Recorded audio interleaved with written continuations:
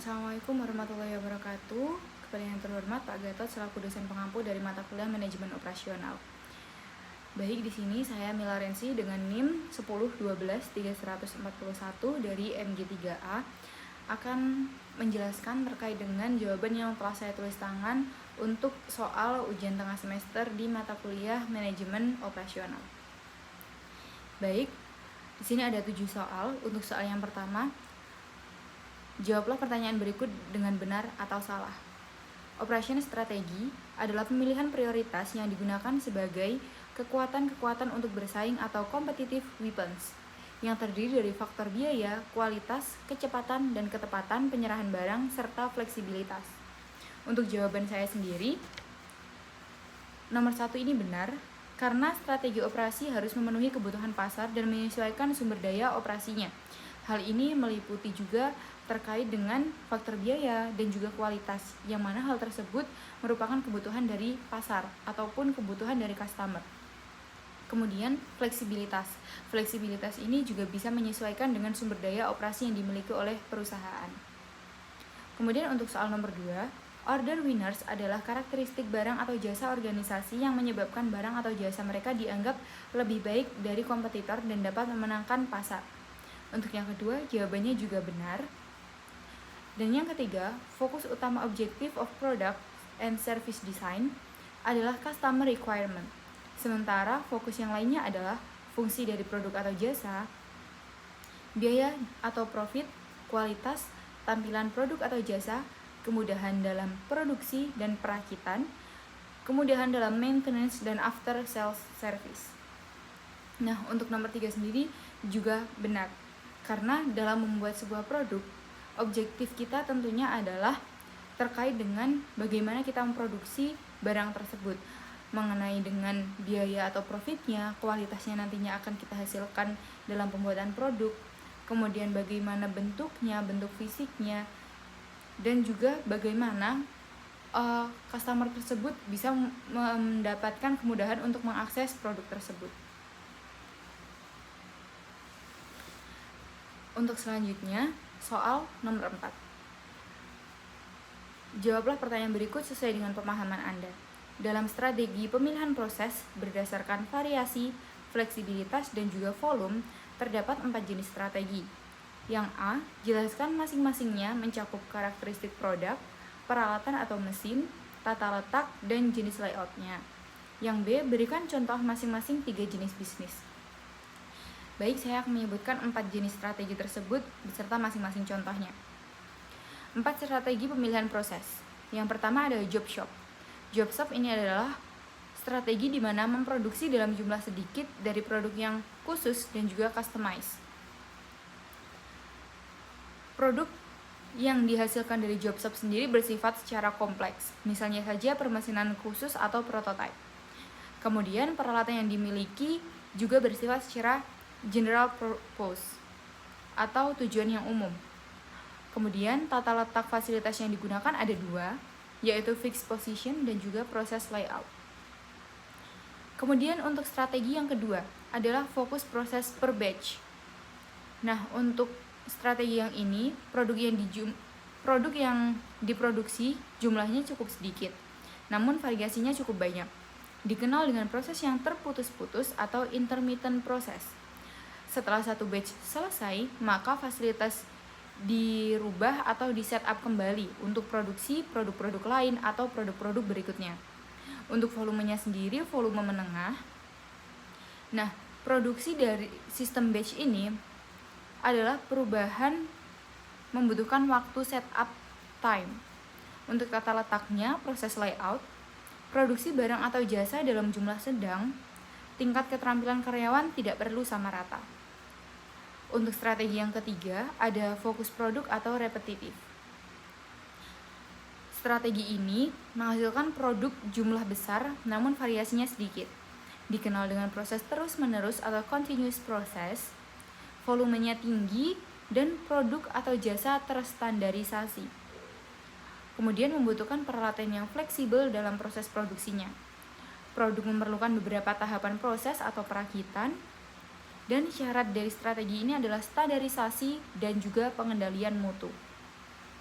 Kemudian strategi yang keempat, fokus proses berulang atau continue. Proses yang menggunakan modul, volume juga sangat tinggi dari barang non-discrete atau tidak bisa dihitung dan dipisah per satuan unitnya. Flow line continuous atau outputnya juga terstandarisasi.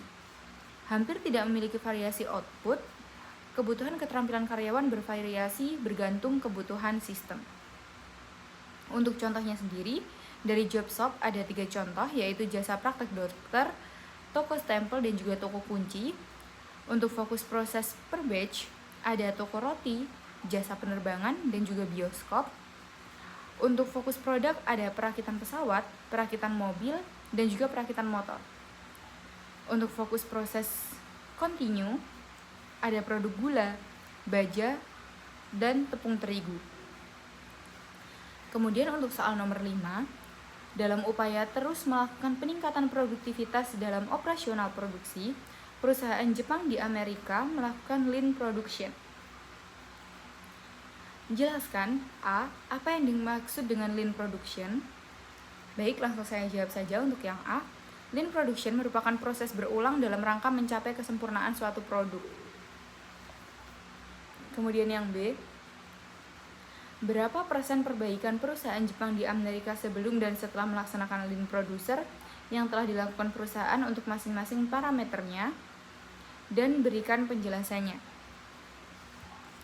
Baik, terkait dengan persentasenya, untuk persediaan sendiri sebanyak 87,5% dari hasil perhitungannya, untuk mutu sendiri 7,69%, untuk tempat 37,36%, peran supplier 264,29%, pelatihan sebanyak 2,78%, saran sebanyak 4.300%, ketidakhadiran minus 4,17%.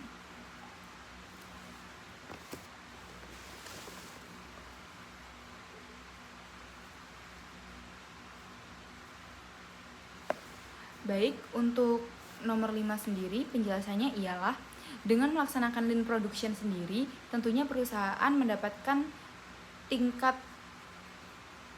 kenaikan yang signifikan dalam banyak aspek perusahaan. Namun tentunya tidak semua aspek tersebut mengalami peningkatan. Misalnya saja ketidakhadiran tadi yang justru mengalami penurunan, seperti itu. Berikutnya untuk nomor 6, PT TC Ltd memproduksi barang yang dijual $4 per unit. Biaya tetap $10.000, biaya tenaga kerja $1,50 per unit, dan biaya bahan baku $0,75 per unit. Berapa titik impas dalam unit, berapa titik impas dalam dolar? Gunakan metode aljabar untuk menghitungnya, gambarkan grafik titik impasnya. Untuk hasil titik impas dalam unit sendiri terkait dengan perhitungan rumus dan metode aljabar, kami mendapatkan bahwa titik impas unitnya di 5.174, ini hasil pembulatan.